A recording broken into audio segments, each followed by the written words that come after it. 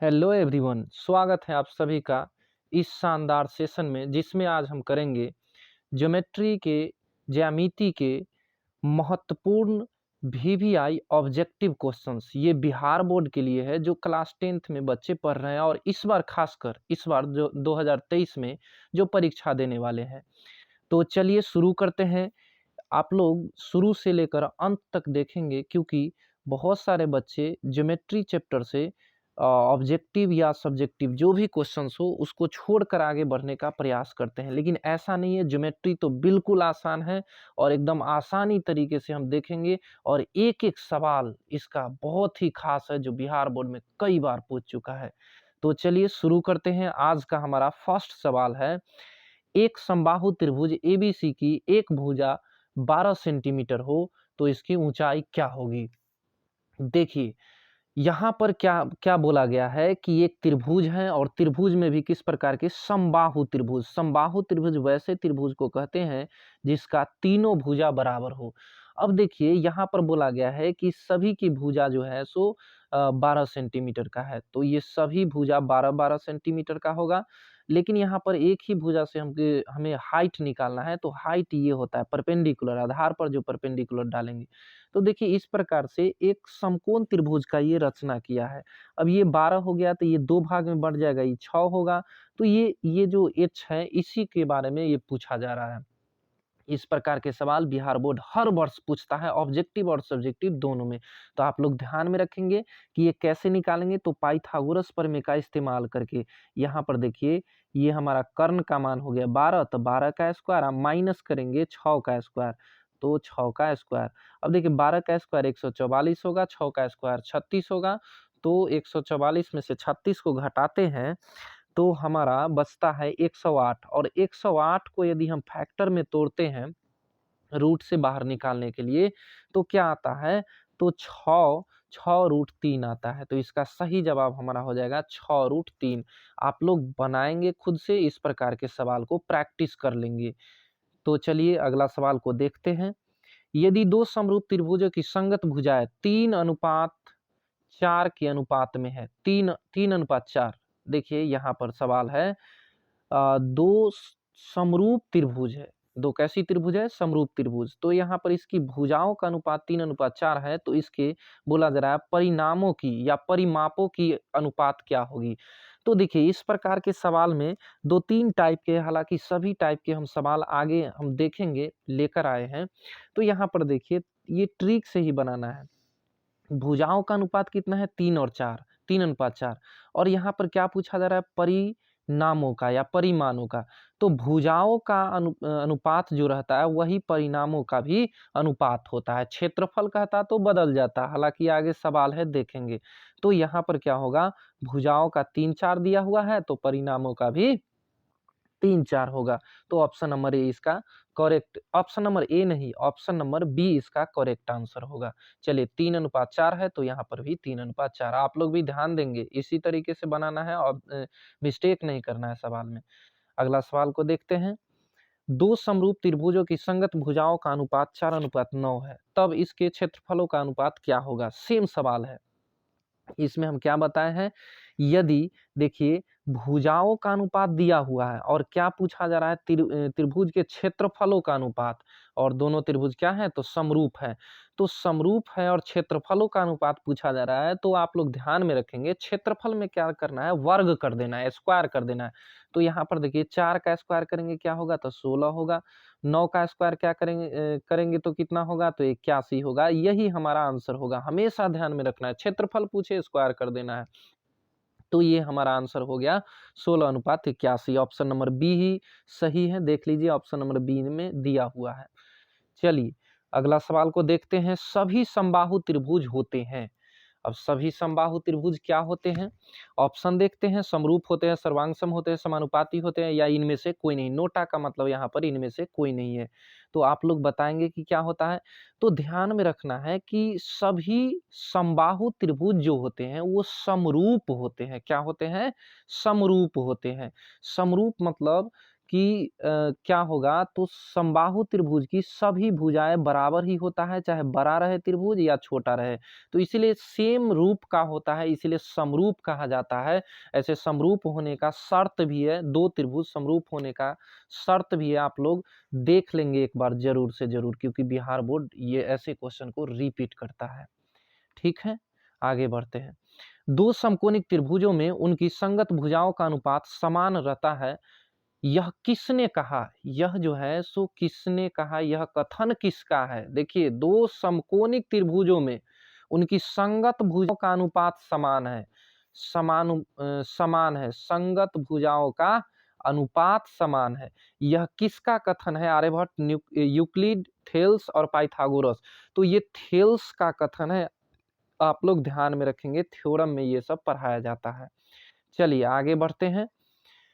हमारा अगला सवाल है, यदि L समानुपाती M हो तो D का मान क्या होगा? देखिए, ज्योमेट्री के एक ऐसा चैप्टर है जिसमें ऑब्जेक्टिव भी कभी कभी जो है सो चित्र वाला पूछा जाता है, चित्र दे देगा, फिगर दे देगा, जैसा कि ये सवाल है, और तब पूछ लेगा इससे संबंधित क्वेश्चन। तो फिगर से भी संबंधित क्वेश्चन लेकर आए हैं ताकि एक भी क्वेश्चन आप लोग का छूटे नहीं। ठीक, तो देखिए ये कैसे बनेगा। यहाँ पर देखिए ये एल और ये एम है, ये रेखा जो है एल है, ये रेखा जो है सो एम है। अब ये दोनों समांतर है, समांतर होने के बाद ये क्या कंडीशन बनता है, तो ये जो एंगल और ये जो एंगल, ये दोनों जो दिया हुआ है, ये दोनों का योगफल 180 के बराबर होता है। अब उसी को इस्तेमाल करके इसका डी का आंसर हमको निकालना है, डी का मान। तो देखिए पहला में क्या है, 3D और प्लस में 50, उसके बाद है 2D प्लस में 20 डिग्री। अब ये दोनों का योग करते हैं, योग, योग मतलब जोड़, दोनों का जोड़ कितना होगा, 180। तो देखिए डी डी को एक साथ जोड़ लेते हैं और डिग्री डिग्री को एक साथ। तो यहाँ 3D है, यहाँ 2D है, तो ये 5D हो गया। अब प्लस में यहाँ पर 50 है, यहाँ पर 20 है, तो 50 20 70 हो गया, बराबर में कितना, तो 180। अब देखिए 70 जाके उधर माइनस होगा 180 में से, तो 110 बचेगा। तो यहाँ 5D बराबर 110 हो जाएगा। तो इस प्रकार से इसको इससे काटेंगे तो 22 मरतब में कट जाएगा। तो डी का मान कितना हो गया, तो 22 डिग्री। आप लोग ध्यान में रखेंगे और बनाने भी आना चाहिए, क्योंकि अंक चेंज कर सकता है। और एक चीज, हाँ, इसमें जो भी सवाल हम लाए हैं वो बिहार बोर्ड के द्वारा कई बार पूछा गया है, तो आप लोग एक भी क्वेश्चन को छोड़ेंगे नहीं। ठीक है, आगे बढ़ते हैं। और एक चीज, यदि वीडियो के माध्यम से आप लोग को कुछ सीखने को मिल रहा है तो चैनल को सब्सक्राइब भी करें और लाइक भी करें। आगे बढ़ते हैं, देखते हैं अगला सवाल। यहाँ पर सवाल है, एक समबाहु त्रिभुज एबीसी की एक भुजा 2a है तो इसकी ऊंचाई क्या होगा? इसी प्रकार के सवाल फर्स्ट सवाल था, पहला सवाल ऐसा ही सवाल था। तो इसमें ऐसे हम क्या करते हैं, बनाने का तरीका हम बता देते हैं और आंसर आप लोग बनाकर कमेंट बॉक्स में डालेंगे। और ये भी बताएंगे कि आपको यह वीडियो जो बनाते हैं ये हेल्पफुल लगता है या नहीं। और यदि हेल्पफुल लगता है तो निश्चित रूप से एजुकेशन चैनल को आगे बढ़ाने का प्रयास करें। तो यहाँ पर है, देखिए ये समबाहु त्रिभुज है, देखिए बनाने का हम तरीका सिखा रहे हैं। यहाँ पर ऊंचाई जो होता है ये एच, एच जो खींचते हैं यही ऊंचाई। तो यहाँ पर सभी भुजा, देखिए एक भुजा बोला गया है 2a है, तो इसका मतलब सभी भुजा 2a है, समझे, क्योंकि समबाहु त्रिभुज का सभी भुजा समान होता है।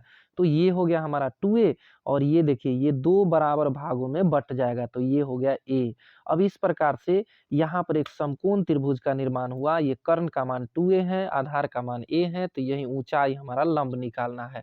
तो इसको आप लोग निकाल के और कमेंट बॉक्स में आंसर करेंगे। चलिए अगला सवाल को देखते हैं। सवाल एकदम बहुत ही अच्छा वाला आ गया है, पाइथागोरस प्रमेय का संबंध है। देखिए इस प्रकार के सवाल, ये पाइथागोरस प्रमेय से ना निश्चित रूप से ऑब्जेक्टिव में और सब्जेक्टिव में दोनों में हर साल बिहार बोर्ड क्वेश्चंस पूछता है। इसीलिए आप लोग पाइथागोरस प्रमेय को मजबूत भी कर लेंगे, स्ट्रांग भी कर लेंगे। और यहाँ पर सवाल है, पाइथागोरस प्रमेय का संबंध क्या चीज से है? तो आप सभी जानते हैं कि ये समकोण त्रिभुज से संबंधित है। समकोण त्रिभुज में क्या पाइथागोरस प्रमेय क्या कहता है, देख लीजिए। ये समकोण त्रिभुज है, मान लीजिए कि ए बी सी एक समकोण त्रिभुज है जिसका बी कोण समकोण है। तो इसमें बोलता है कि कर्ण का वर्ग अन्य दो भुजाओं के वर्गों के योगफल के बराबर होगा। किसी समकोण त्रिभुज में कर्ण का वर्ग अन्य दो भुजाओं के वर्गों के योगफल के बराबर होता है, ऐसा पाइथागोरस प्रमेय कहता है। तो ये कथन भी कई बार पूछ लिए जाते हैं, तो आप लोग ध्यान में रखेंगे। ठीक, अगला सवाल हमारा है, वृत्त के केंद्र पर बना कोण होगा। अब देखिए एक वृत्त है, अब वृत्त पर आप ही बताइए कि कितना डिग्री का कोण बनेगा। ये वृत्त है, यहाँ पर केंद्र है। अब केंद्र मतलब क्या, ये चारों तरफ तो कितना कोण बनेगा यही तो पूछा जा रहा है। तो एक पूरा राउंड में कितना होता है, तो 360 डिग्री, तो इसका आंसर हो जाएगा 360 डिग्री। अच्छा एक चीज है, आप लोग कमेंट करके ये भी बताना कि अर्धवृत्त के केंद्र पर कितना डिग्री का कोण बनेगा। ओके, चलिए आगे बढ़ते हैं। वृत्त की सबसे बड़ी जीवा होती है। अब वृत्त की सबसे बड़ी जीवा क्या होती है, ये कई बार क्वेश्चन बिहार बोर्ड के द्वारा पूछा गया है, तो आप लोग जानते भी होंगे। वृत्त की सबसे बड़ी जीवा को व्यास कहते हैं, डी कहते हैं। चलिए अगला सवाल, यदि किसी रेखा वृत्त को सिर्फ एक बिंदु पर स्पर्श करती है तो वह रेखा कहलाती है। देखिए यहाँ पर तो क्वेश्चंस में ही आंसर है, एक बिंदु पर स्पर्श करती है, तो स्पर्श करेगी तो स्पर्श रेखा ही ना होगा। तो यहाँ पर आप सीखेंगे तो एकदम आराम से मार सकते हैं। तो इसीलिए ज्योमेट्री आसान है, बिल्कुल भी आसान है। आप लोग ज्योमेट्री से जो भी सवाल आएगा निश्चित रूप से बना देंगे। ठीक है, अगला सवाल को देखते हैं। दो त्रिभुजों के क्षेत्रफलों का अनुपात 16:81 है, भुजाओं का अनुपात क्या होगा। देखिए यहाँ पर फिर से वैसा ही सवाल आ गया।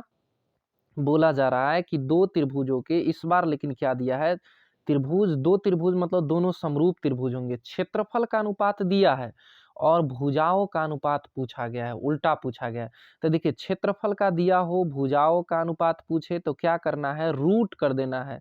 यानी कि देखिए 16 किसका वर्ग है, तो 4 का, तो 4 हो गया, अनुपात दे देते हैं। 81 किसका वर्ग है, तो 9 का, तो 9 दे देते हैं।